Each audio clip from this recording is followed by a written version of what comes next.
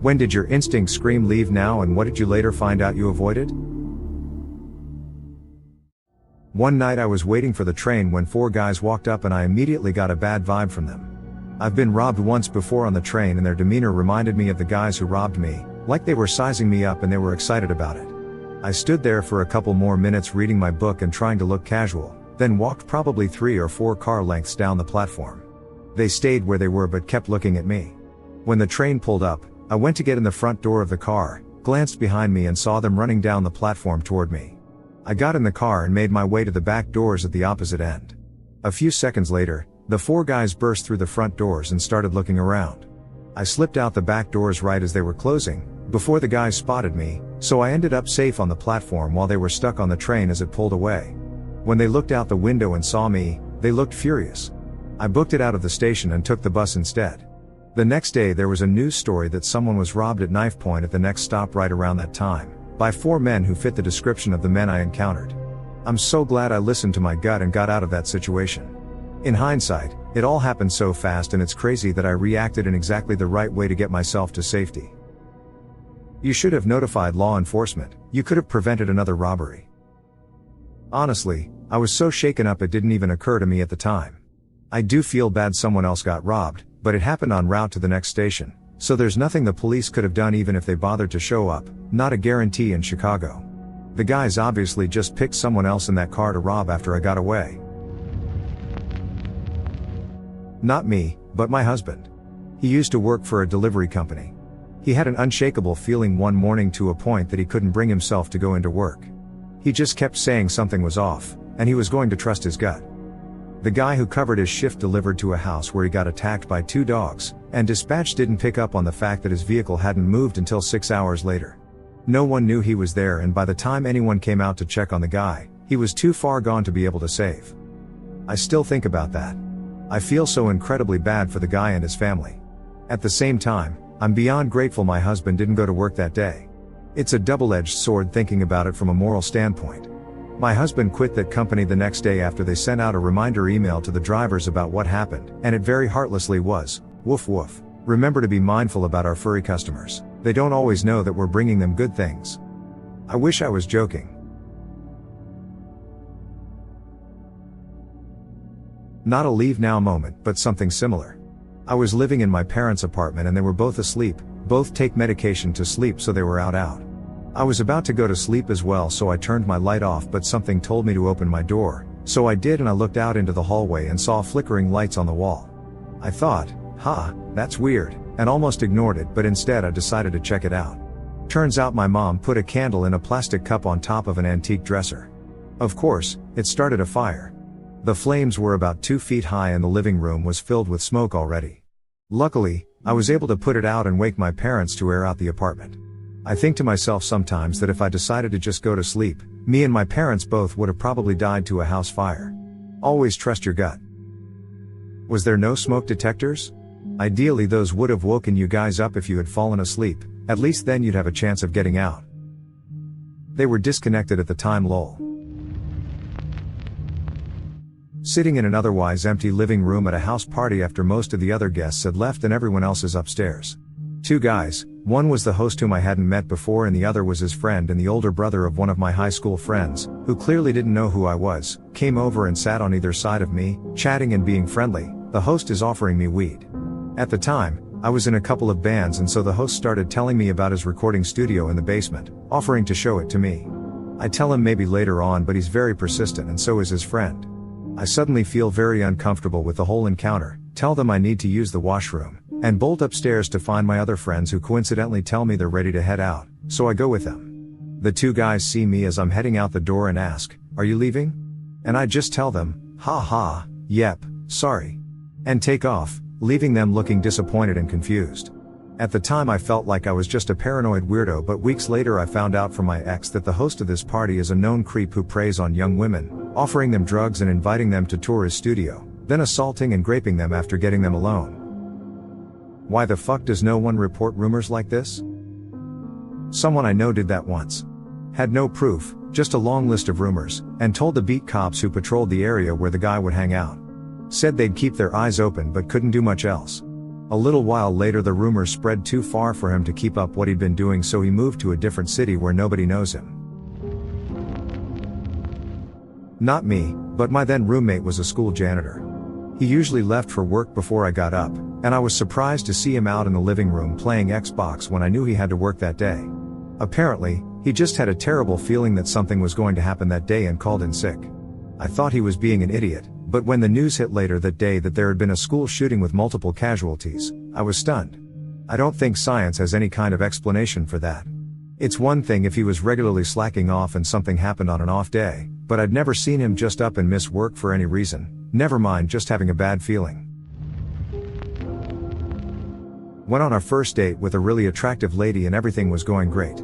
Honestly, nothing about the date seemed weird or out of place. We went back to her place and were about to hook up when for some reason I just felt like I needed to get out of there. Couldn't tell you why. Craziest feeling, especially when I really wanted to hook up. I got off the couch, told her it was an amazing date and left. At that point I would have probably gone on a second date and just attributed it to weird vibes. The next day she calls me and we're talking and she starts asking if we're now a couple. Straight up, are we boyfriend and girlfriend? I started laughing thinking it was a joke and she started crying on the phone asking why we can't just be together and then starts screaming that I always do this to her. No lie, almost verbatim says, "Why do you always do this to me? I'm so tired of you doing this. Why can't we just be together?" Then proceeds to text me calling me the biggest piece of shit she'd ever met, the worst boyfriend ever, and that she'll warn other women never to date me. All I could think about was this was a murder waiting to happen. I had known her for less than 24 hours. P.S. I know this was just a bad date, but nothing about the date indicated she was unstable or why I immediately felt I had to leave. The twist is he doesn't remember all the dates. Lol. Yeah, seriously, for a minute I thought I was the crazy one. I was actually set up with her by a mutual friend, and after I told my friend what happened her response was, "Yeah, she's always been a little off." You think? Did your friend set you up just to prank you then? Not at all. My friend said she just thought that we might hit it off. What she told me was the girl I went out with hadn't had good luck with men and hadn't really gone out with any guys or dates in a while. I honestly get it because you do hear that a lot lately. At some point people begin to feel that dating isn't worth the hassle. I just don't know at what moment in the date I knew something was off. I honestly hope she got through whatever it was she was going through. Up until the next day she really did seem like a nice person. Years ago, I was hanging out with a couple friends in the street. We had the idea to go to a certain club during the night. When we finally decided to start walking towards it, I got a strange gut feeling about it that I couldn't really understand or shake off. I told my friends that I wasn't feeling like clubbing that night, but that they could go without me. My friends tried to convince me to go for a bit, but I refused. They gave up and said that we could rather hang out at a friend's house. Later, that same night, while we're still hanging out, the news reported that there was a shootout at the club, apparently gang-related, and there were bystanders critically wounded by stray bullets. I remember my friends looking at me with this pale look while I was also very moved by this. I had never experienced something of this sort, neither something like that has repeated. I'm thankful that I listened to the feeling and that my friends decided to go with me somewhere else. Who knows what could have happened. Did you tell them you had a bad feeling about it? After reading the news they asked me again, "Why didn't you want to go?" And told them about it. They were kinda shaken up a little bit but didn't stay on the topic for long. We did remember it as a curiosity a couple times, but that's it. Not me, but my dog. I was having a little after the bar party at my apartment that was right next door. Somehow in a drunken shuffle, my friends disappeared and I was left with this dude I didn't know. He was being nice and we were chatting while waiting for the others to come back. I offered him a drink and got one myself as well. I thought he seemed odd, so I was texting my friends to hurry up. But then my sweet, timid, but large, dog started barking and growling at this man like I'd never heard before or since. I told the guy to get the fuck out, and when he got irritated, I said, "If the dog says you're out, you get out." He tried to argue and I had to shout him out. 10 minutes later I hit the floor and crawled to the bathroom to puke. I slept for ages. I never puke when I drink, and I never get that drunk. I thought I'd had my drink in my sight the whole night, but I can only assume he slipped me something. My dog was 4 at the time and is now 11. I'm so glad I listened, because his instincts definitely saved me from something awful. My mom had something like this. It was back in 2003 when I was 12, my sister 10. Mom and Dad were planning on a date night and they were going to have us kids go stay with our grandma and great-grandma for the night. Mom said she changed her mind last minute and instead they rescheduled and we all stayed home. My grandma's house burned down that night, killing my great-grandma and severely injuring grandma and one of my uncles. Had my sister and I been there, we would have likely been in the same room with great-grandma or grandma, and one of both of us would have died. Or you would have been there to save them. Maybe they would have taken you outside and not been around to even be near the fire. By the time the fire was noticed by anyone, it had destroyed the stairs. Everyone was on the second floor, grandma had to jump out her window to save herself, and my uncles had to climb out onto the roof through a different window and jump off onto the cars in the driveway. I have very weak lungs and likely would have died of smoke inhalation like my great-grandma. How did the fire start though? My uncle, who was 18 so he still lived at home, had a friend over who didn't put out a cigarette when he went outside to smoke. At first I thought I was being weird, overly sensitive. I stopped by this local small grocery store because I needed some milk and mayonnaise but didn't want to go to my regular store that was much busier and further from my house.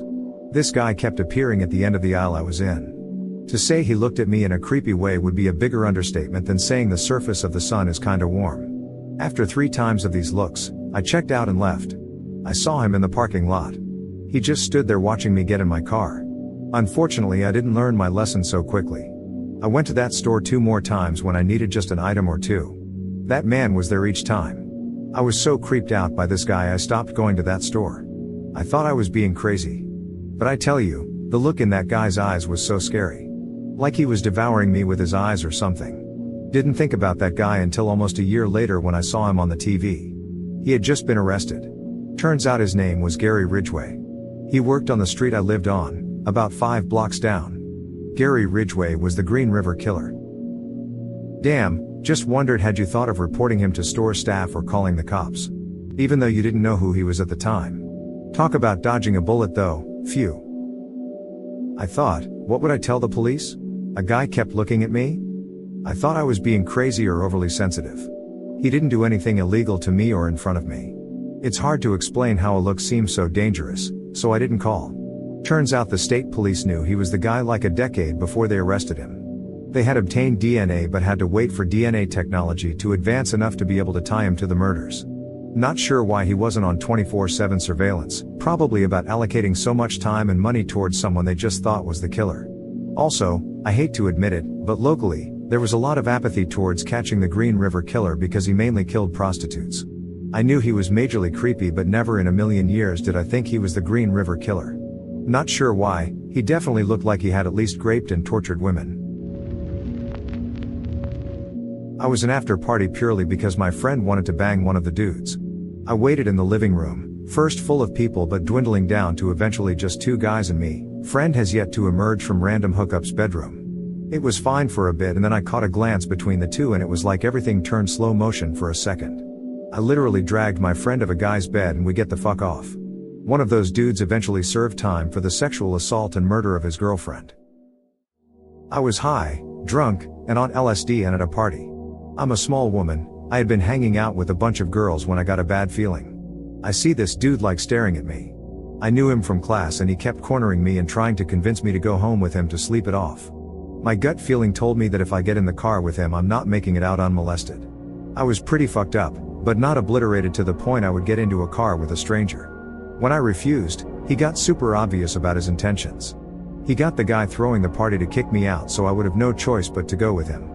He looked incredibly smug as he walked to his car to open the door for me to get in. I ran past him and jumped in my car and locked the doors and drove off. I ended up driving my car while high 3 streets over and parking behind an empty church to sleep it off. I have never met a more entitled individual in my entire life, and to this day I wonder why he thought that would work. He got arrested for dealing coke and heroin. Not me but my dad. He was in Vietnam from 67 to 69 with a brief respite in Germany in between tours. There was one time when his company had completed a patrol and they were waiting near their landing zone, pickup point, for pickup the following morning. Despite not having enemy contact during the patrol, he ordered his entire company to move away from their landing zone and reset perimeter, ready hasty fighting positions, etc., probably about 1 kilometer from their initial position. Their old position wound up getting mortar/artillery fire throughout the night, and my dad is 100% convinced that if they would have stayed in their initial positions that his whole company would have died.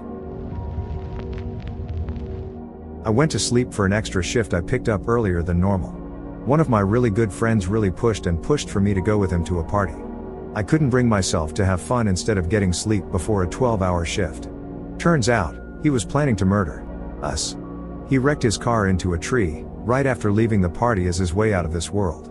He survived, and his dad found notebooks and poems about how he had planned all this out, and this was his way of us living in the afterlife as bros. We stopped talking after. Quick question. You used bros in quotes. Was he secretly in love with you? Was he gay and struggling with his feelings? It doesn't make what he tried to do right, but going all Thelma and Louise out of the blue is nuts. Honestly, I'm not trying to be insensitive about your former friend, but taking you with him makes me think something else was going on in his head. I'm just curious if you ever talked to him about it or if you put some safe distance there. So, I'm not 100% if it was a sexual love. I absolutely thought the same though. I think it was more, he wanted to be exactly like me. He started dressing similar to me, and I didn't think a ton about it, because we were in high school and people changed their style all the time. We looked absolutely nothing alike, and he's seen us as twins or something. He imitated a lot of things that I did. His journal entries and poems were just really dark. Everything was extremely dramatic. He would write entries that seemed like fictional situations, but it was actually just events that actually happened with our friends, but he would just change the name, but insert himself as a hero in the story. The entries revealed a lot of the love or wanting to imitate me was actually just a raw jealousy. Some of the poems were as on the nose as it could be, and others were cryptic, weird rantings about how he deserved what I had and that people probably didn't really like me as much as they really liked him. Over the years, I stopped trying to apply my rationalization to what he attempted, and wrote about, as he is nuts. I can't really apply logic to a non-logical situation. I used to be an altar server for the church the foster family I was with at the time attended. Catholic, real strict, small rural ranching town. The priest that had been there basically forever passed away. He was well into his 90s, and they went through a few temporary ones before they got one that would stick around longer. He was younger and seemed really interested in the youth of the church, trying to set up youth groups and stuff like that. He got really interested in foster kids or those living in group homes and whatnot in particular, and since mine was heavily involved with the church, part of how I got roped into being a server, and I was there a lot, he took a lot of notice of me. He kept trying to get me to have private Bible rap sessions with him, whatever that meant, and said he wanted to give me more personal guidance, saying I'd need it since I didn't have the support of a biological family and all that, something he apparently said to other kids in similar situations. By that time I'd honed pretty good instincts for people who were off, and this guy sent all my alarm bells ringing. I tried to be polite when in front of anyone else, but I made it absolutely clear to my foster parents of the time that I would absolutely not tolerate being anywhere near him any more than necessary, and there was no way in hell I was going to be alone with him, and I would get violent if I needed to. They knew I meant it too, from previous incidents, so they never tried to force it. Found out many years later, after I was an adult, from a furry comedian talk show, to the Ranting Griffin, of all places, that the priest who had skeeved me out so much had been arrested for the sexual assault at gunpoint of a little boy, and actually trying to hire someone to kill that child after the kid had told people what happened to him. Apparently the guy he tried to hire to do the job said he couldn't do it but knew someone who could, and he contacted the FBI, who set up a sting with an agent pretending to be someone who was available for hire, and when the priest tried to hire him, he got arrested. The church tried to cover it all up, of course, and I'm pretty sure the church is still there and pretends nothing happened. I don't know what his final sentence was, but whatever it was, I hope he's been torn apart and can never harm anyone ever again. I just wish he'd never gotten the chance to hurt any kid, and knowing that it wasn't me doesn't really bring me any feeling of relief, because I know I would have made an entire Broadway musical out of it, whether people believed me or not, and at the very least that might have spared other kids experiences I'd already dealt with anyway. Maybe I would have even had a chance to go for his throat, who knows? But apparently my instincts that he was bad news, no matter how friendly and with it he acted, were spot on. I knew where this comment was going in the first 6 words. I really wish it wasn't such a common thing that it became a joke and stereotype, but here we are. The church really needs to clean some dang house, but they'd rather just cover things up and pretend nothing is happening even when people can clearly see it.